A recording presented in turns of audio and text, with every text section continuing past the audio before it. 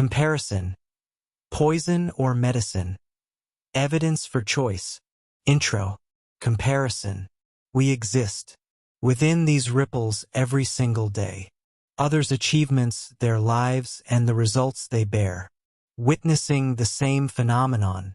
Some comparisons propel an individual forward, while others cause one to crumble from within.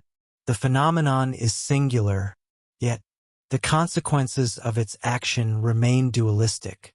Today we lay out the mechanisms of how comparison operates, not in the language of emotion, but through the lens of evidence.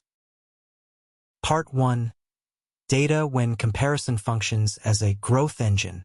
When comparison contributes to the expansion of an individual, several common patterns are repeatedly observed.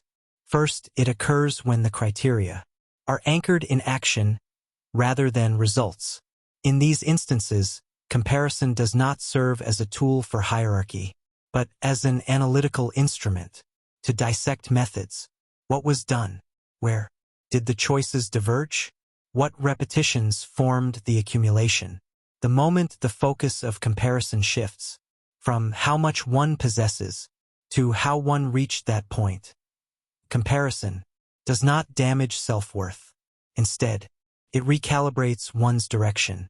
This form of comparison does not diminish the self, crystallizes the next course of action.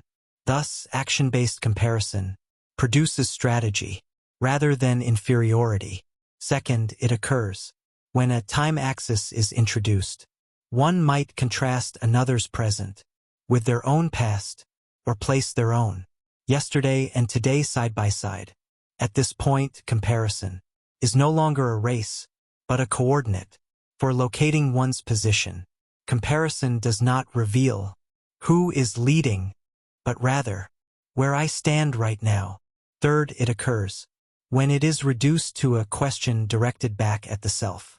Healthy comparison always converges into a single inquiry.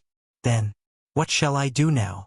The moment this question remains, comparison detaches from emotion and transforms into action. What kind of action is your comparison currently designing? Part 2. Data when comparison functions as self-destruction. Conversely, when comparison erodes the essence of an individual, the following conditions are typically met.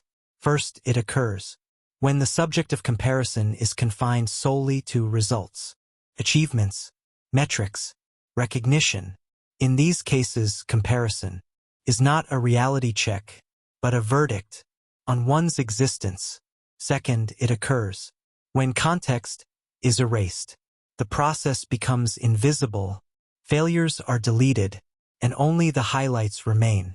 Comparison without context inevitably arrives at this statement: I am an inadequate person. This is not a question for growth, but a declaration of self-denial. Third, it occurs when a finish line is absent. There is no final destination in comparison.